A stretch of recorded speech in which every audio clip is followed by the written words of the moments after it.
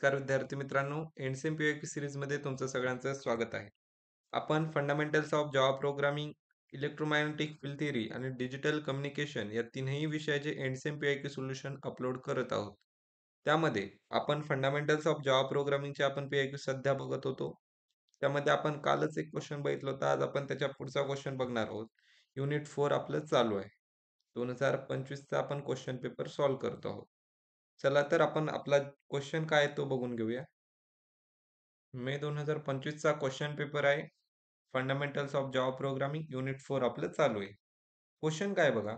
Need of interface in Java and explain how to create and use interface in Java. या अगोदरच्या व्हिडिओमध्ये interface काय असतो ते मी तुम्हाला सांगितलं होतं. क्लास आणि इंटरफेस मधला डिफरन्स तुम्ही समजून घेतला असेल. आता आपल्याला काय करायचंय, क्रिएट आणि यूज करायचं इंटरफेसला आणि इंटरफेसची गरज काय आहे हे आपल्याला एक्सप्लेन करायचं. चला तर काय आणि किती लिहायचे ते आपण बघून घेऊ. सर्वात पहिले आपल्याला पुन्हा एकदा इंटरफेसची डेफिनेशन लिहावी लागेल. डेफिनेशन मध्ये काय लिहिणार तेच आपलं, an interface is a reference type in Java similar to class but it can only contain abstract methods, default methods and static methods. म्हणजे काय, इंटरफेस हा एक क्लासचाच प्रकार आहे. फक्त क्लासमध्ये आपल्याला वेगवेगळ्या प्रकारच्या मेथड्स आपण तयार करू शकत होतो. पण आपण इंटरफेसमध्ये ॲब्स्ट्रॅक्ट मेथड्स तयार करू शकतो, डिफॉल्ट मेथड्स आणि स्टॅटिक मेथड्स. या 3 टाइपच्याच मेथड्स आपण इंटरफेसमध्ये तयार करू शकतो. हे त्याचं रिस्ट्रिक्शन आहे. ठीक आहे. एवढंच इंटरफेसचं कन्सेप्ट आहे. आता आपल्याला इंटरफेसची गरज काय पडली? नीड ऑफ इंटरफेस इन जावा. जावा इंटरफेसमुळे काय तयार झालं? काय म्हणजे काय आपल्याला मदत झाली ते आपल्याला सांगायचंय. तर अचीव्ह मल्टिपल इनहेरिटन्स हा सर्वात इम्पोर्टंट पॉइंट आहे इंटरफेसच्या पॉइंट ऑफ व्ह्यूने. कारण आपल्याला इंटरफेस का गरज पडली तर मल्टिपल इनहेरिटन्स आपल्याला अचीव्ह करण्यासाठी आपल्याला इंटरफेसची मदत झाली. Java does not allow multiple inheritance through classes, so interfaces allow us to implement multiple interfaces safely. ठीक आहे. मल्टिपल इंटरफेसेस आपण यूज करू शकतो आणि त्याच्यामुळे मल्टिपल इनहेरिटन्स आपण पण करू शकतो. Define a contract. ठीक आहे. आता कॉन्ट्रॅक्ट म्हणजे काय? आपण एखादी गोष्ट फक्त सांगतो. ती कशी करायची ते काही आपण डिफाइन करत नाही. अशा प्रकारे interfaces specify a common set of methods that all implementing classes must provide. म्हणजे आपण इंटरफेसेसमध्ये ॲब्स्ट्रॅक्ट मेथड फक्त डिक्लेअर करून देणार आहोत. त्याचं इम्प्लिमेंटेशन कुठं होणार आहे? पुढच्या सब क्लासेसमध्ये त्याचं इम्प्लिमेंटेशन होणार आहे. त्यामुळे त्याला काय म्हणलं, डिफाइन अ कॉन्ट्रॅक्ट असं आपण म्हटलेलं आहे. त्यानंतर सपोर्ट्स ॲब्स्ट्रॅक्शन. इंटरफेस हे ॲब्स्ट्रॅक्शनला सपोर्ट करतं. Interfaces contain only method declarations, implementations is hidden, improving abstraction. ठीक आहे. आता आपण इंटरफेसेसमध्ये काय यूज करतो? ॲब्स्ट्रॅक्शन यूज करतो. ॲब्स्ट्रॅक्शन हे काय करतं? सॉरी, इंटरफेसेसमध्ये आपण काय यूज करतो? ॲब्स्ट्रॅक्ट मेथड्स यूज करतो. ॲब्स्ट्रॅक्ट मेथड हे कशाला सपोर्ट करतं? ॲब्स्ट्रॅक्शनला सपोर्ट करतं. सो इंटरफेसेस हे आपल्याला ॲब्स्ट्रॅक्शनसाठी सुद्धा मदतीचं आहे. त्यानंतर loose coupling. Using interface reference reduces dependency on specific classes and increases flexibility. Flexibility increase करतं. त्यानंतर बेटर कोड मेंटेनन्स. आता if the implementation can be change without changing the interfaces, making program easy to extend. अशा प्रकारे प्रोग्रामला maintain करणं सुद्धा इंटरफेसच्या मदतीने सोपं होतं. एवढे सगळे पॉइंट तुम्ही लिहिणार आहात नीड ऑफ इंटरफेसेसच्या मार्क्ससाठी. त्यानंतर आता आपण एक्सप्लेन करूया की इंटरफेस क्रिएट कसा करायचा आणि यूज कसा करायचा जावामध्ये. आता आपण आलोय प्रोग्रामकडे. एक्झाम्पल थ्रू आपण इंटरफेसला क्लिअर करणार आहोत. आता इंटरफेस व्हेइकल आपण काय करत असतो नॉर्मली, क्लास आणि त्यापुढे क्लासचं नाव जे असेल ते. तर इथे काय करणार आहोत, क्लासच्या ऐवजी फक्त आपण काय लिहिलं, इंटरफेस लिहिलं आणि पुढे जे काही नाव आपण क्लासला देत होतो तशा प्रकारे व्हेइकल असं आपण नॉर्मली इंटरफेसला नाव दिलंय. आता इंटरफेसच्या प्रॉपर्टीज सगळ्या रिकॉग्नाइज करा, जेणेकरून तुम्ही आता पुढे तुम्हाला कोड समजेल. सर्वात पहिले तुम्हाला सांगितलं, इंटरफेसमध्ये जो आपण व्हेरिएबल डिक्लेअर करत असतो, तो कसा असतो? बाय डिफॉल्ट पब्लिक असतो, स्टॅटिक असतो आणि फायनल असतो. आता आपण इथे इंट मॅक्सिमम स्पीड असा आपण व्हेरिएबल तयार केला. आपण त्याला डाटा टाइप इंट वापरला. तो ऑटोमॅटिकली बाय डिफॉल्ट तो काय झाला पब्लिक स्टॅटिक फायनल झालेला आहे. म्हणजे इन शॉर्ट तो कॉन्स्टंट झालेला आहे. ठीक आहे. त्याची व्हॅल्यू आपण 180 इथं डिक्लेअर केली, इनिशियलाइज केली. त्यानंतर इंटरफेसमध्ये अजून काय असतं? ॲब्स्ट्रॅक्ट मेथड असतात. ॲब्स्ट्रॅक्ट मेथड म्हणजे काय? ज्या फक्त डिक्लेअर केले जातात, ज्यांना बॉडी नसते, ज्यांना इम्प्लिमेंटेशन नसतं, अशा मेथड्सला आपण ॲब्स्ट्रॅक्ट मेथड्स असं म्हणत असतो. त्या काय असतात? Public abstract by default. म्हणजे ॲब्स्ट्रॅक्ट मेथड ह्या काय असतात? पब्लिक असतात बाय डिफॉल्ट. हे इंटरफेसचं प्रॉपर्टीज आहे. त्यामध्ये आपण कोणती मेथड डिक्लेअर केली? Void start. स्टार्ट ही मेथड आपण डिक्लेअर केली आहे. तीच ॲब्स्ट्रॅक्ट मेथड आहे. लक्षात ठेवा. पुढे आपण त्याचा यूज करणार आहोत. त्यानंतर डिफॉल्ट मेथड. तर डिफॉल्ट मेथड काय आहे? या अगोदर तुम्हाला सांगितलं मी, की इंटरफेसमध्ये पब्लिक स्टॅटिक फायनल व्हेरिएबल असतात, ॲब्स्ट्रॅक्ट मेथड असतात, डिफॉल्ट मेथड असतात. आता आपण बघतो आहोत, की त्या नेमकी कशाप्रकारे असतात. आता डिफॉल्ट मेथड कशी आहे? डिफॉल्ट हा त्याला कीवर्ड यूज केला आणि void display info. Normal method सारखंच आपण त्याला एक रिटर्न टाइप दिला आणि मेथडचं नाव दिलं. हे झालं आपलं डिफॉल्ट मेथडचं डिक्लेरेशन. आणि त्याच्या आत आपण काय नॉर्मल प्रिंटिंग स्टेटमेंट दिलं, व्हेइकल मॅक्सिमम स्पीड आणि मॅक्सिमम स्पीड इथे आपण इनपुट दिलंय. अशा प्रकारे आपण डिफॉल्ट डिफॉल्ट मेथड सुद्धा आपण डिक्लेअर केली.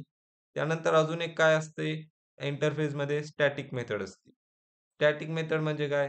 डिफॉल्ट मेथडला जसं आपण फक्त डिफॉल्ट कीवर्ड दिला आणि बाकी नॉर्मल मेथडला जसं ट्रीट करतो तशा प्रकारे ट्रीट केलं. तसंच स्टॅटिक मेथडला सुद्धा फक्त स्टॅटिक कीवर्ड देणार आहोत. बाकी सगळं आपण नॉर्मल मेथडला करतो तशा प्रकारे व्हॉइड हा रिटर्न टाइप सर्व्हिस नाव दिलं आणि नॉर्मल प्रिंटिंग स्टेटमेंट दिलं. त्यामध्ये काय लिहिलं जनरल व्हेइकल सर्व्हिस. ठीक आहे. अशा प्रकारे आपण इंटरफेसचा कोड लिहिलेला आहे, ज्याच्यामध्ये आपण एक व्हेरिएबल डिक्लेअर केला, एक ॲब्स्ट्रॅक्ट मेथड डिक्लेअर केली, एक डिफॉल्ट मेथड डिक्लेअर केली आणि एक स्टॅटिक मेथड डिक्लेअर केली. तुम्हाला आता इंटरफेसच्या सगळ्या प्रॉपर्टीज कशाप्रकारे काम करतात ते कळालं असेल. आपल्याला काय करायचं इंटरफेसची वर्किंग आपल्याला समजून घ्यायची आहे. सो आपण इंटरफेसचा एक इंटरफेस तयार केला. आता आपल्याला अजून एक इंटरफेस तयार करायचा आहे. आता आपण अजून एक इंटरफेस तयार केलेला आहे. इंटरफेस त्याचं नाव काय दिलं? इंजिन दिलं. अगोदर आपण इंटरफेस तयार केला त्याचं नाव काय दिलं होतं? व्हेइकल दिलं होतं. आता जो इंटरफेस आहे त्याचं नाव काय दिलं? इंजिन नाव दिलं आणि त्याच्यामध्ये व्हॉइड इंजिन टाइप ही आपण काय तयार केलंय? ॲब्स्ट्रॅक्ट मेथड तयार केली आहे. कारण मेथडला इम्प्लिमेंटेशन आहे का? मेथडला बॉडी आहे का? नाही. मग ही कोणती मेथड झाली? Abstract method. ठीक आहे. अशा प्रकारे आपण दुसरा इंटरफेस सुद्धा तयार केला. पहिला होता व्हेइकल, दुसरा झाला इंजिन. आता आपण तयार करू क्लास आणि क्लासला आपण आता इंजिन हा इंटरफेस करू आणि व्हेइकल हा सुद्धा इंटरफेस प्रोव्हाईड करू आणि त्यानंतर आपण इंटरफेसचे जे प्रॉपर्टीज आहे, ते आपल्याला लगेच लक्षात येतील. आता क्लास कार कार नावाचा आपण क्लास तयार केला आणि इम्प्लिमेंट्स कीवर्ड यूज करून व्हेइकल हा इंटरफेस आणि इंजिन हा इंटरफेस आपण कार या क्लासला प्रोव्हाईड केलेला आहे. आपण इनहेरिटन्समध्ये काय करायचो? एका क्लासला दुसरा क्लास कसा प्रोव्हाईड करायचो? एक्सटेंड कीवर्डवर वापरून. पण आता इथे दुसरा काय आहे? आता एक इंटरफेस आहे आणि एक क्लास आहे. अशा कंडिशनमध्ये काय करतो आपण इम्प्लिमेंट्स कीवर्ड वापरतो. सो आता काय करणार आहोत? ज्या काही ॲब्स्ट्रॅक्ट मेथड आपण या 2 इंटरफेसमध्ये तयार केल्या होत्या, त्याला आपण आता या सब क्लासमध्ये इम्प्लिमेंटेशन प्रोव्हाईड करणार आहोत आणि जी काही डिफॉल्ट मेथड होत्या त्याला आपण ओव्हरराईड करणार आहोत. बघा कशाप्रकारे? सुरुवातीला हे इंटरफेस ना व्हेइकल नावाचा इंटरफेस होता. त्याच्यामध्ये आपण ॲब्स्ट्रॅक्ट मेथड स्टार्ट ही आपण ॲब्स्ट्रॅक्ट मेथड तयार केली होती. त्या ॲब्स्ट्रॅक्ट मेथडचं इम्प्लिमेंटेशन कुठे होत असतं? सब क्लासमध्ये. आता आपण त्याला जो कार नावाचा सब क्लास तयार केलाय आत्ताच, त्याच्यामध्ये आपण या स्टार्ट नावाच्या ॲब्स्ट्रॅक्ट मेथडला इम्प्लिमेंटेशन प्रोव्हाईड करणार आहोत. बघा, पब्लिक व्हॉइड स्टार्ट त्याला इम्प्लिमेंटेशन प्रोव्हाईड केलं. कार इज स्टार्टिंग नावाचं प्रिंटिंग स्टेटमेंट त्याच्या आतमध्ये आपण दिलेलं आहे. आता हा जो आपण दुसरा इंटरफेस तयार केला होता इंजिन, त्याच्यामध्ये सुद्धा आपण एक ॲब्स्ट्रॅक्ट मेथड डिक्लेअर केली होती. कोणती मेथड होती? इंजिन टाइप नावाची. त्याला सुद्धा मेथड इम्प्लिमेंटेशन इम्प्लिमेंटेशन आहे का? नाही. ते आपण ॲब्स्ट्रॅक्ट मेथड असल्यामुळे कुठे इम्प्लिमेंट करणार आहोत? सब क्लासमध्ये. चला तर आता क्लासमध्ये त्याला सुद्धा इम्प्लिमेंट करू. स्टार्ट मेथड आपली व्हेइकल या इंटरफेसची स्टार्ट मेथड ॲब्स्ट्रॅक्ट मेथड होती. तिला आपण इम्प्लिमेंट केलेलं आहे. आता इंजिन टाइप नावाची ॲब्स्ट्रॅक्ट मेथड आहे. त्याला इम्प्लिमेंट करू. त्याच्यामध्ये काय आलं? Car has a petrol engine हे आपलं नॉर्मल प्रिंटिंग स्टेटमेंट दिलेलं आहे. आता जी डिफॉल्ट मेथड होती ती आपल्याला इथे ओव्हरराईड करायची. बघा कशी? ही बघा डिफॉल्ट मेथड आपण इथे तयार केली होती डिस्प्ले इन्फो. तर ओव्हररायडिंग ही आपल्या मनावर एक करायचं का नाही करायचं ओव्हरराईड मेथड. सो करायचं असेल ओव्हररायडिंग तर कशाप्रकारे करणार आहोत? फक्त सब क्लासमध्ये आपण काय करणार आहोत? इम्प्लिमेंटेशन वेगळं प्रोव्हाईड करणार आहोत. बघा डिस्प्ले व्हॉइड डिस्प्ले इन्फोमध्ये प्रिंटिंग स्टेटमेंट आहे मॅक्सिमम स्पीड आणि इथे आपण त्याला ओव्हरराईड केलेलं आहे. डिफॉल्ट मेथडला ओव्हरराईड केलेलं आहे. हे ऑप्शनल आहे, नाही लिहिलं तरी चालेल. आता आपण मेन मेथडमध्ये जाऊन या सगळ्या गोष्टी कशा वर्क झाल्या ते आपण बघू. हा आपला आता मेन क्लास आहे. त्याच्यामध्ये मेन मेथड आपण चालू केलेला आहे क्लास. ठीक आहे. आता त्याच्यामध्ये आपण सर्वात पहिले काय करणार आहोत? इंटरफेसचा रेफरन्स यूज करणार आहोत. पॉलिमॉर्फिझममध्ये तुम्ही अपकास्टिंग नावाची कन्सेप्ट जर शिकला असाल, तर तुम्हाला कळेल की रेफरन्स आपण कसा यूज करत असतो. आता व्हेइकल नावाचा आपला इंटरफेस होता, त्याचा आपण रेफरन्स यूज केलाय. ठीक आहे. हा व्हेइकल नावाचा इंटरफेस आहे. व्ही नावाचा आपण इन्स्टन्स काहीतरी एक्स-वाय-झेड आपण काही पण लिहू शकतो. आपण व्ही लिहिलाय व्हेइकलसाठी. न्यू कीवर्ड यूज करून आपण हा कार काय आहे? आपला क्लास आहे. ज्या क्लासमध्ये आपण इम्प्लिमेंटेशन प्रोव्हाईड केलंय ॲब्स्ट्रॅक्ट मेथडला. ठीक आहे. हे झालं अपकास्टिंग म्हणतात याला. त्यानंतर abstract method implementation V dot start. ठीक आहे. स्टार्ट नावाची मेथड आपण जी काही तयार केली होती, जिला इम्प्लिमेंटेशन आपण या क्लासमध्ये प्रोव्हाईड केलं होतं. त्या मेथडला जर कॉल करायचं असेल, तर इन्स्टन्स जो आपण व्ही नावाने दिलेला आहे, व्ही डॉट स्टार्ट आपण त्या मेथडला कॉल केलेला आहे. त्यानंतर आता डिफॉल्ट मेथडला कॉल करू. डिफॉल्ट मेथडचं नाव काय आहे? Display info. So V dot display इन्फोने आपण डिफॉल्ट मेथडला सुद्धा कॉल केलेला आहे. त्यानंतर multiple inheritance engine equal to new car dot engine type. आता बघा हे कसं झालं. आता नीट लक्ष द्या. इंजिन हा इंटरफेस आहे. कार हा क्लास आहे. कार या क्लासने इंजिन आणि व्हेइकल या दोन्ही इंटरफेसच्या प्रॉपर्टीज आणि बिहेवियर इनहेरिट केलाय. मग ज्यावेळेस आपण डॉट इंजिन टाइप केलं, त्यावेळेस ऑटोमॅटिकली इंजिन या इंटरफेसमधली मेथड कॉल झाली, जिचं नाव होतं इंजिन टाइप. त्याला आपण मल्टिपल इनहेरिटन्स असं म्हणत असतो. त्यानंतर accessing static method of interface vehicle dot service. ही स्टॅटिक मेथड आपण बनवली होती व्हेइकल या इंटरफेसमध्ये. त्याला आपण व्हेइकल डॉट सर्व्हिसने आपण कॉल केलंय. सर्वांना माहिती आहे स्टॅटिक मेथडला आपण डायरेक्टली क्लास रेफरन्स व्हेरिएबलने आपण त्याला ॲक्सेस करत असतो.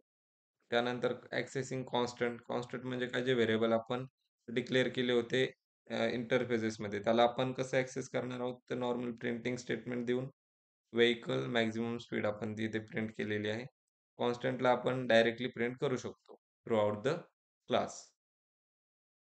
हे बघा मित्रांनो, आता हे जे आन्सर शीट मी तयार केलेली आहे त्याच्यामध्ये सगळं एवढंच मोजक्या गोष्टी लिहिलेल्या आहे, की ज्या गोष्टी आपल्याला गरजेच्या आहे. तर एवढं जर तुम्ही पेपरमध्ये लिहिलं, तुम्हाला पूर्ण मार्क्स मिळून जातील. जर जावाचा अभ्यास जरी केला नसेल तरी ज्यावेळेस पेपर येतील, तेव्हा रट्टा मारून जरी तुम्ही पेपरला गेलात, हे सगळं लिहून आलात, तर तुम्हाला पूर्ण मार्क्स मिळून जातील.